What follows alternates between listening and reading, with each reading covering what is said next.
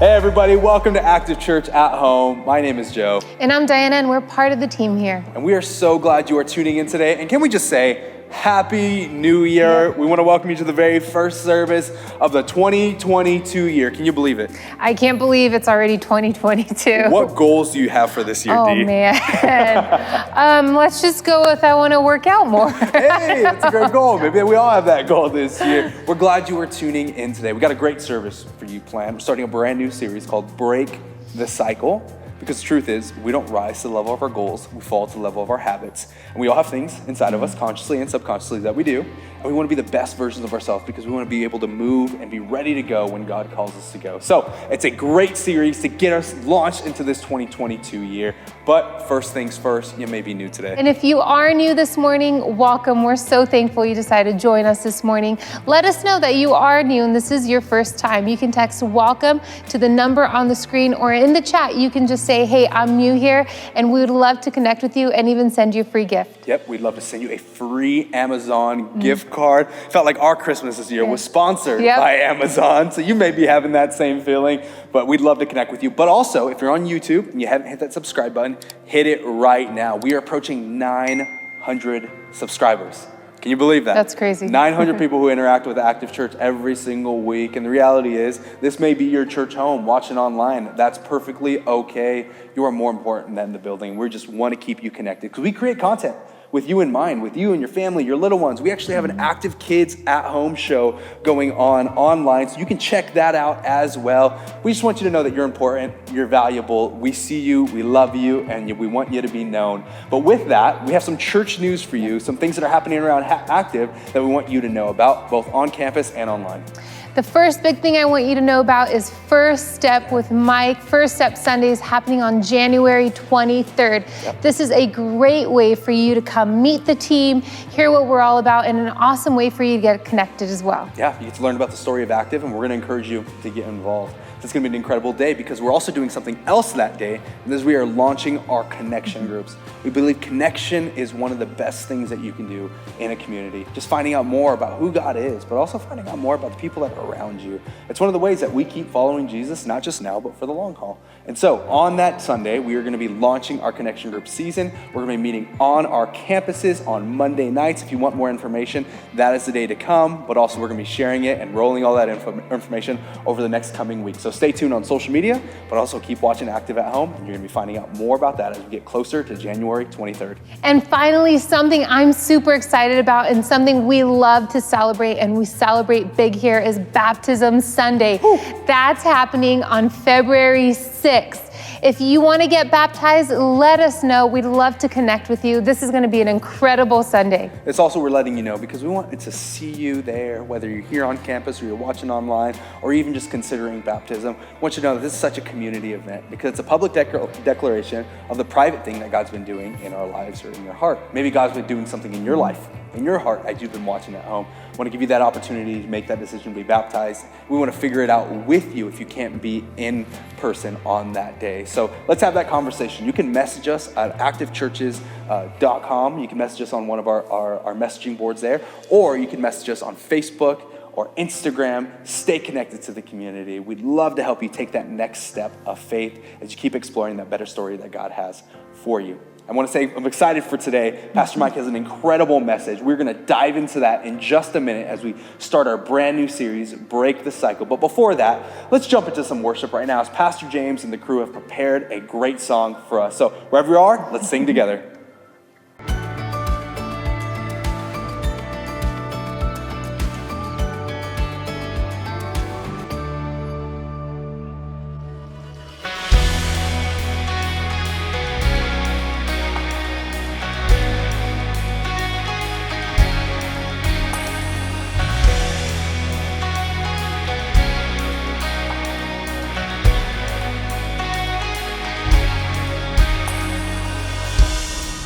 God of your promise, God of the future, you see beginning and end. God of the rescue, God of the breakthrough, how great is your faithfulness. You're not done yet. eyes ever seen, no ears ever heard, no one could ever comprehend. Your word will be enough, your promise we will trust. Greater things are still ahead. You're not done yet. You're not done yet.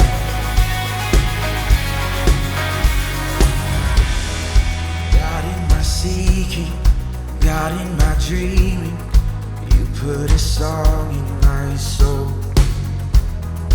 God, in the working, God, I'm believing you'll do the impossible. You're not done yet. No eyes ever seen, no ears ever heard, no one could ever comprehend. Your word will be enough, your promise we will trust. Greater things are still ahead. You're not done yet. You're not done yet. You're not done yet. You're not done yet. Something right now. You're doing a new thing right now. God, let your glory come down. Don't hold back, don't hold back. Yes, you're up to something right now. You're doing a new thing right now. God, let your glory come down. Don't hold back, don't hold back. You're moving mountains right now. You're breaking chains right now. Oh, God, let your glory come down. Don't hold back, don't hold back. No eyes ever seen, no ears ever heard, no one could ever comprehend. Your word will be enough, your promise we will trust. Greater things are still ahead. You're not done yet. You're not done yet. You're not done yet. Greater things are still ahead. You're not done yet.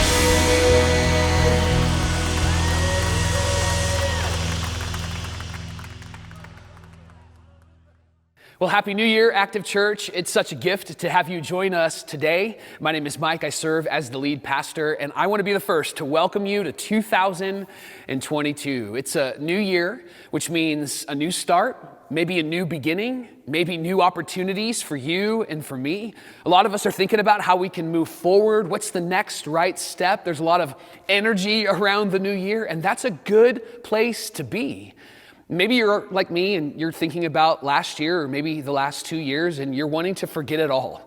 You're wanting to put it behind you. You're wanting to not have it be brought up again. And sometimes that's good, but sometimes it's not so good. And when it's not so good, it's because of those moments that maybe we participated in or those moments that our family participated in that we inherited that are not so healthy and not so holy. And if we ignore those things, if we don't see those things and deal with those things, eventually those things show up in our present and they influence our future. And we have to deal with it, right? A lot of us have families that have these generational patterns and narratives, and some are really good and some are really healthy and they should be celebrated. But some of us have family generational patterns that aren't so good and they're not so healthy, and we should deal with them. We can't ignore them anymore. And if we want this year to be a year of hope, we have to face those things. We have to break the cycle. My wife is my best friend, and this year we're going to celebrate 20 years of marriage. And she's really great at holding me accountable to our better story. There are some things that will show up in me and around me that she's got to call out. because she doesn't want me to keep repeating the past mistakes. And so there are moments where I might say something or I might do something, and my wife will come to me and she'll say, Michael, your frish is showing. And it's a good moment for me to reset, and it's a good moment for me to recalibrate, and it helps me to step into what it is that God has for me. Now, this is important for us, and I think it's important for all of us, because we need to break the cycle. And my wife doesn't bring up those things in my story and bring things up in our story so that she can bash me or bash our family or blame me or blame our family. She brings those things up because we don't want to repeat the cycle. We want to break the cycle. And I'm thinking that maybe you do as well, which is why starting today, we're beginning a new conversation called Break the Cycle, because we want to move into this new year with hope and with joy and not baggage and not unforgiveness. We want to move into this new year stepping into what God has for us. So starting today and over the next few weeks, we're going to talk about the things that need to be broken in us so that we can step into what God has prepared for us, the new thing that God is creating for us.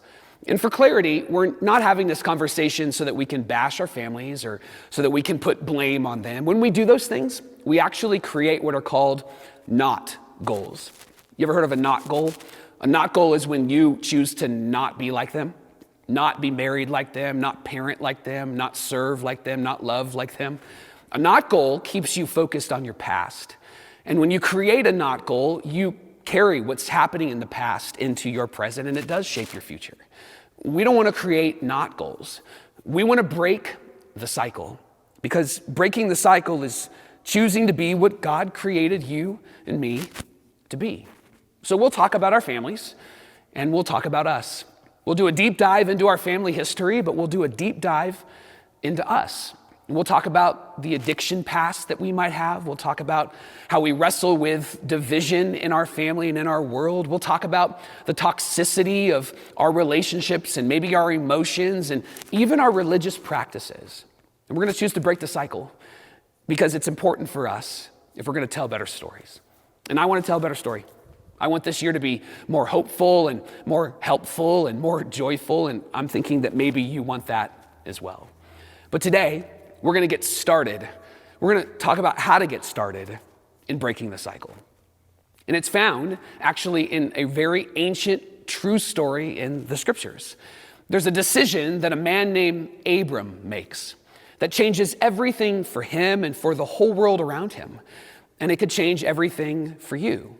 Now, when we first meet Abram, that's his name, but you might know him as Abraham. But his story is powerful, and it will lead us to breaking the cycle of the things that we don't want from last year in this year. And so if you have a Bible with you, or if you have the Bible app on your phone, I want to invite you to turn to the document of Genesis. And we're going to be in chapter 12, and we're going to start in verse 1. And as you're turning there, let me set the scene for you, because this moment didn't just happen. This moment was a collection of moments, messy moments that built to Genesis chapter 12. Like the moment that is in Genesis chapter 4, for example, where two brothers have this animosity towards each other. One brother is jealous of the other brother. It's Cain and Abel. And Cain doesn't like his brother, and so he brings him out to the field and murders him. It's this heavy moment. It's this like shocking moment. But Cain doesn't like his brother, and so he takes his life. And then there's another moment that influences where we're going. It's in Genesis chapter 6. It's the story of a man named Noah who has this big family, and he lives in a very messy world. And because that world is so messy, a flood comes. Not just for their world, but for the entire world. Because the people were mistreating each other. The people were not kind to each other, and therefore were unfaithful to God. And so we read in this story, this true story, that the consequence of their unfaithfulness to God was this flood. And then there's one more story that influences where we're going today, and that's in Genesis chapter 11.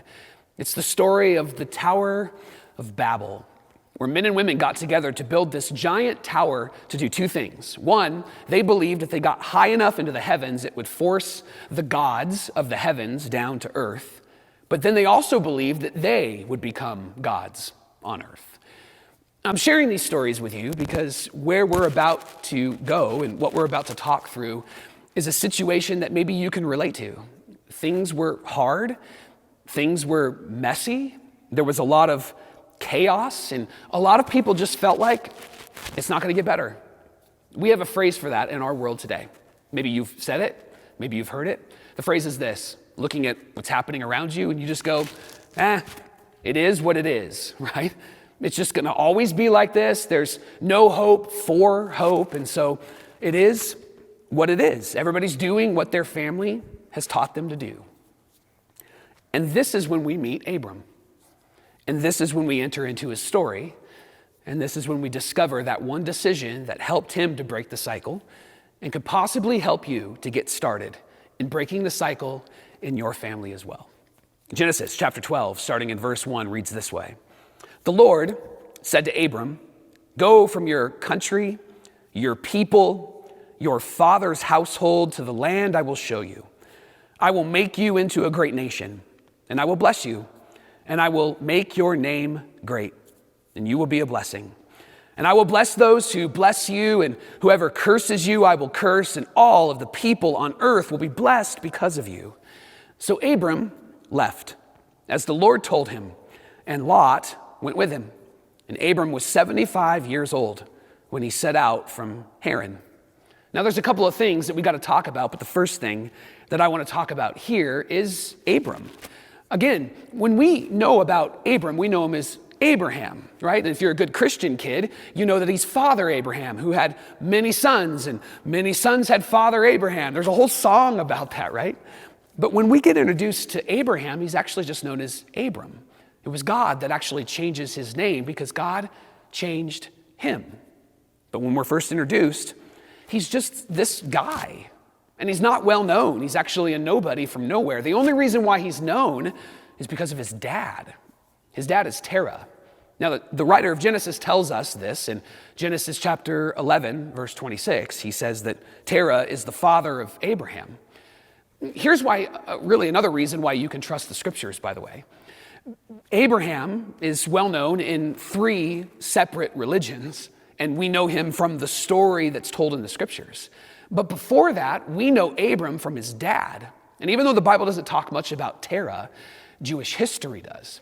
And they affirm that Terah was a real person who really lived, and he had a real son named Abram.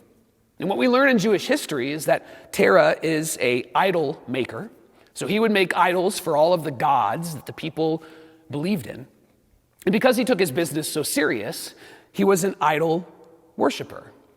And this is the home that Abram was raised in. He grew up in, which means that when God, Yahweh, the one true God, shows up and invites Abram into a better story, Abram could possibly have responded this way: "Which God are you?" Because he would be aware of all the gods, because his dad was an idol maker.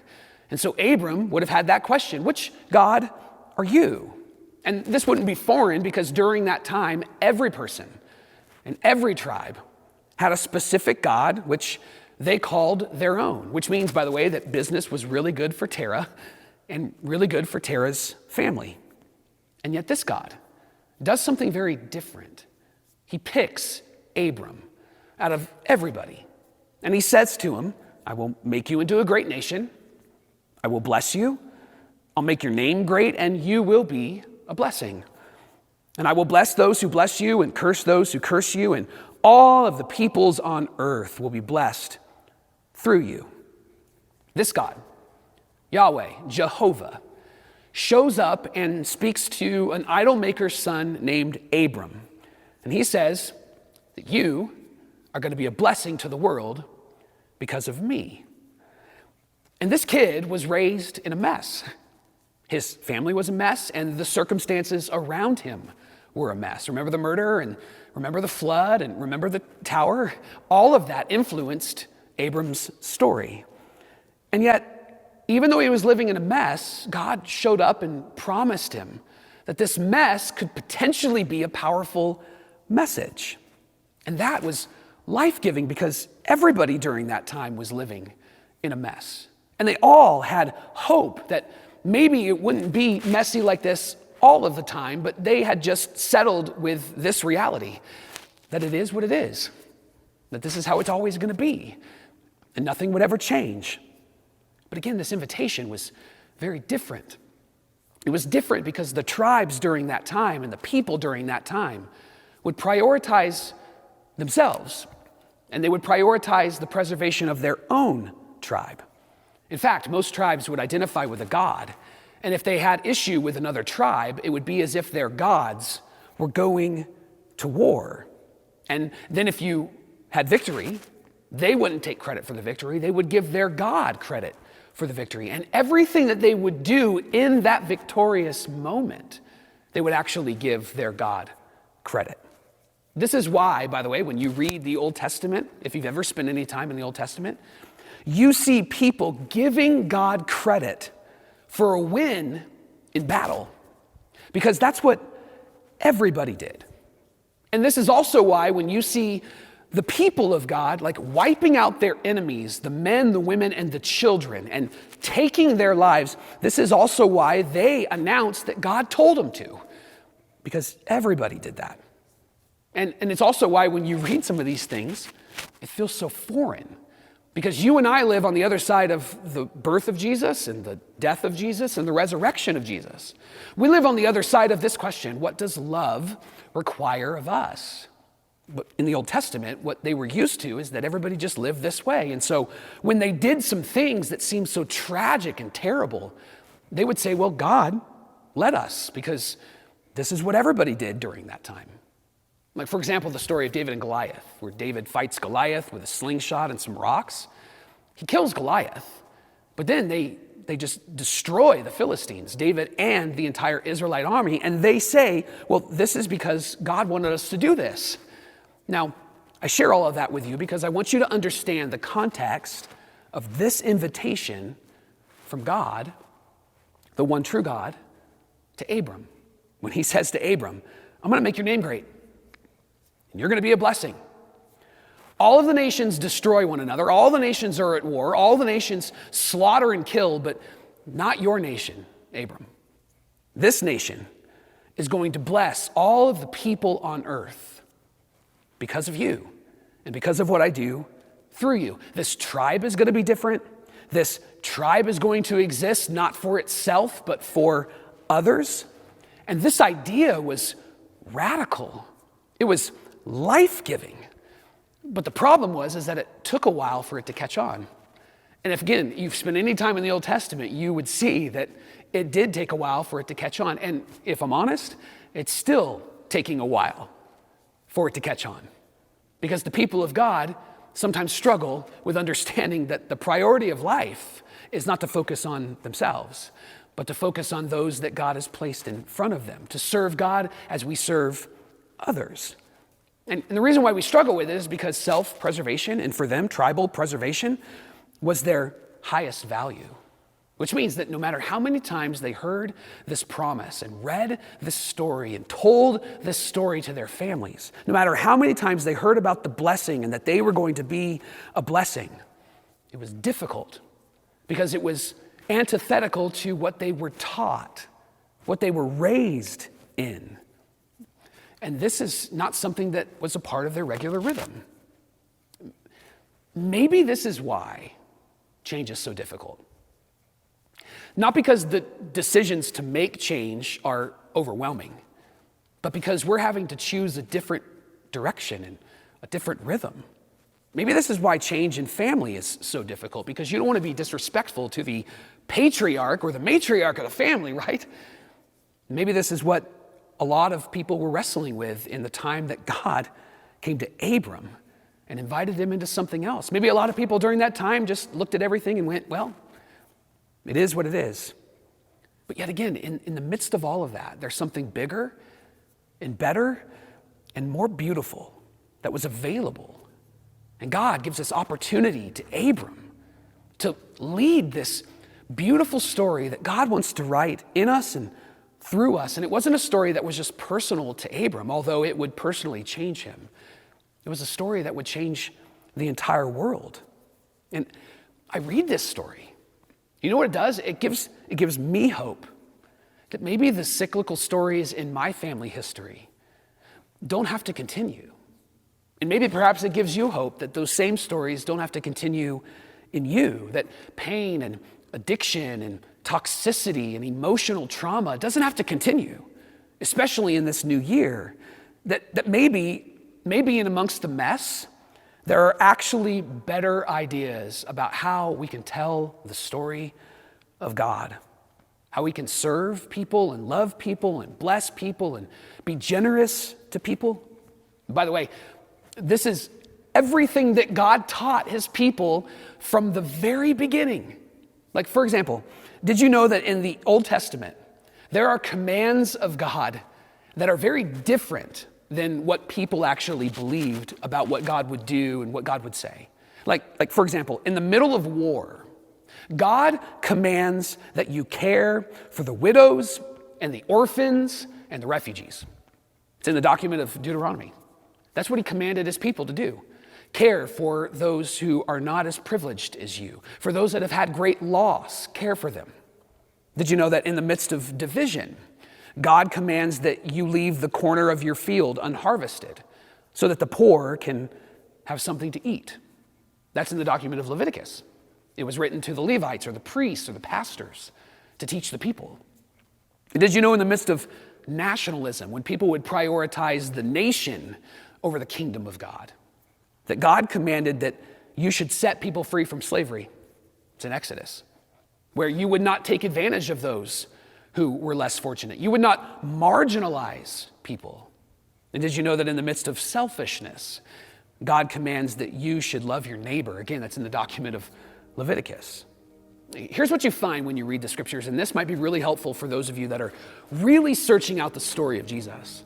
What you find in the Old Testament specifically are stories that accurately reflect the dominant narrative, philosophies, thoughts, worldviews of that day. And then what you also find within that context are better stories and new ways forward about freedom and equality and justice and compassion and love that God has announced, that God brings, and God says to Abram, we're going to do on earth through you. It's like these ideas are sitting side by side with each other, and the new ideas are a critique of the old ideas that are unhealthy and unholy. And God is saying there is a better story and there is a better way, and you can have hope that God is going to do something that might seem impossible, but nothing is impossible with God. Look at what God can really do. And from the story, what can God really do? He can invite the son of an idol maker to be a part of bringing hope and blessing, God's grace and peace to the world. And so what does this idol maker's son do? The writer of Genesis tells us in verse 4 that after hearing this invitation, Abram left. He left everything that he knows. He left everything that was comfortable and convenient. He left his hometown. He left his family because he believed in the possibility of a better story. Abram believed this God was not just some God, but the God. That all of these idols that he's lived around forever, he saw his dad create the idols. He knew their stories weren't true. But this God, this was the one true God. His invitation, man, it felt different. His words stirred him up. And this thought of being a nation that would be a blessing to the world, that drew him in. And what Abraham decides is to leave what he knows, and he chooses what he doesn't know. And get this, what he doesn't know is God. He knows about all these other gods, but he doesn't know God. But in that moment, he decides to take him at his word. Now, let's be honest. It seems a bit unreasonable. It seems a bit illogical. It seems a bit irresponsible, right? And here's why we feel that. Because we like to stick with what we know, even if what we know doesn't allow us to grow. I mean, we got to stick with what we know. This is what we know. This is what I was taught. This is what I've learned. This is what my education says. And the reason why we look at Abram, we're like, dude, you're a fool, is because we like to stick with what we know, even if it doesn't allow us to grow. But not Abram. He decided to leave everything that was comfortable and convenient and trust in the one true God so that he could be a blessing and ultimately God could bless the world. And that leads us to the decision that begins to break the cycle. And the decision that you and I can make that can do the very same thing in our stories. You ready? Verse 4 reads this way. So Abram left as the Lord had told him. Abram's decision to say yes to God. Your way over my way. Your direction over my direction. Your kingdom over my kingdom.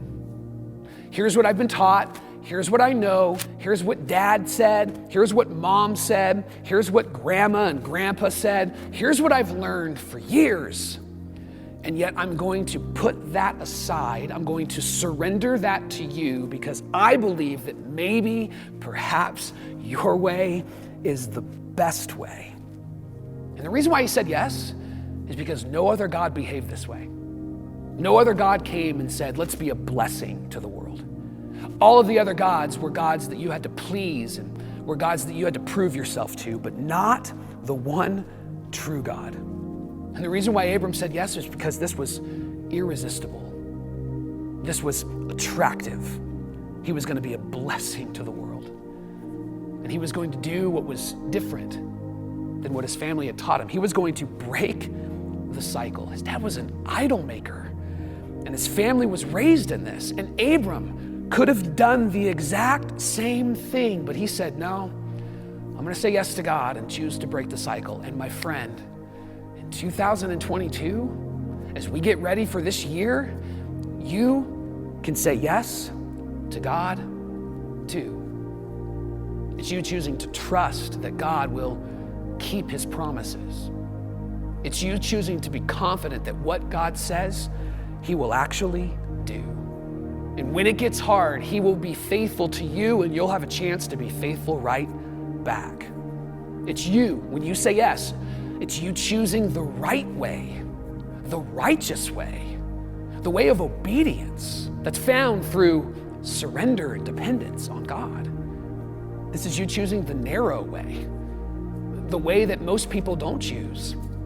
It's you saying yes to God inviting you into something that's going to need you to be courageous and cause you to ask for his strength. And Abram knew that. He decided to say yes. So can you.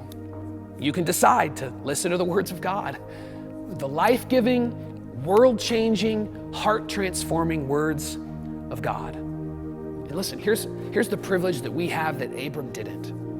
We get to see the world after the resurrection of Jesus. And so what can God do? Man, anything's possible. And so when you say yes, keep that in mind as you think about what needs to be broken in the story of your family and maybe in the story of you. Where do we need to break the cycle? Now, one more thought, and then I want to pray for you. And the last thought is this.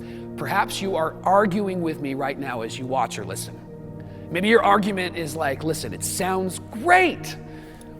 And you're excited about this conversation.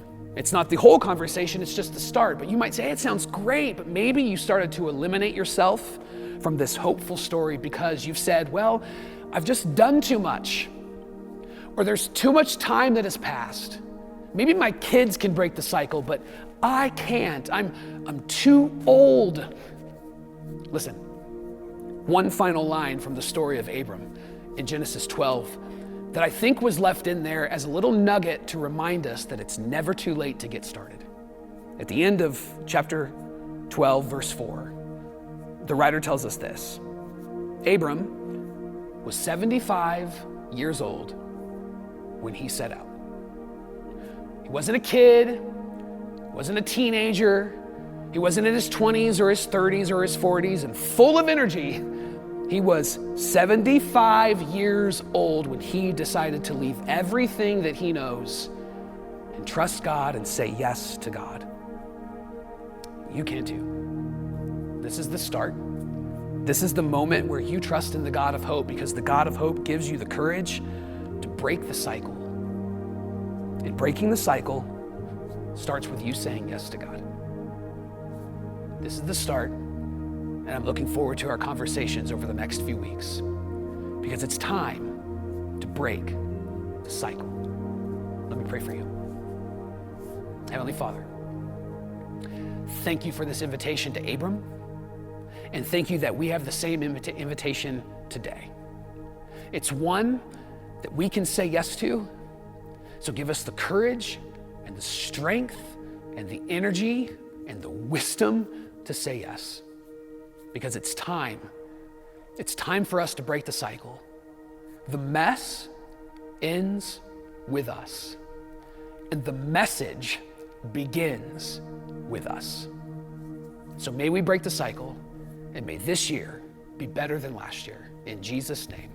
And together we say amen and amen and amen. I love these kind of conversations as we start off the brand new year, because it makes us really consider what are the things that we're doing, and maybe the things that we're doing on accident, that really need to be reassessed. And I'm looking forward to the next few weeks, and I'm looking forward especially next week as we talk about emotional pain and how emotional pain can hold us back. So it was an incredible message, and if you were challenged or inspired today, we want to hear about that better story that God is writing in your life. Yeah, make sure you join us next week as we continue this series for week 2 of Breaking the Cycle. And we are excited because you, Active Church, have been so generous this past month.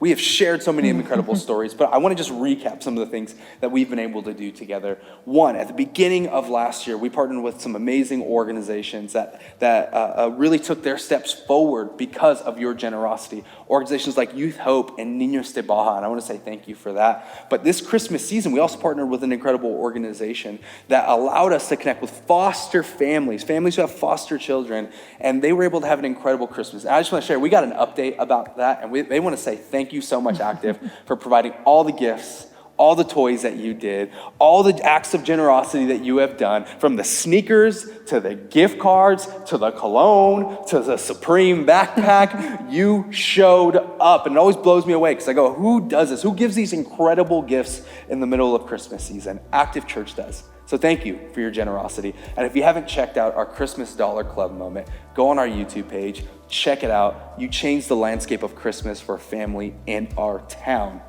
In our town, 2 blocks from our church. Because of you, Active, they were able to have somewhat of an incredible Christmas in the middle of a season that didn't belong itself to hope. So thank you, Active, for what you've done, and thank you for giving in the way that you give. But keep being generous with us, because 2022, we have some big dreams, big goals, big plans, and God has put some big things on our heart that we believe only Active can do, only Active can accomplish, only Active can solve. So I'm excited for what's coming in 2022 this year. And we want to invite you guys to continue being generous and giving with us during this season. Like you said, your generosity has really changed people's worlds this Christmas season, and we want to continue doing that together with you. There's 2 ways that you can do that this morning. The first way is you can text the amount to the number on the screen, the amount that you'd like to give, or the second way is online. You can go to activechurches.com and click on the give button. And finally, don't forget, subscribe on our YouTube page, hit that like button if you're watching on Facebook, hit that share button. You never know who's watching. We're excited to see you again next week for Active at Home. Same time, same place. See you next week. Bye.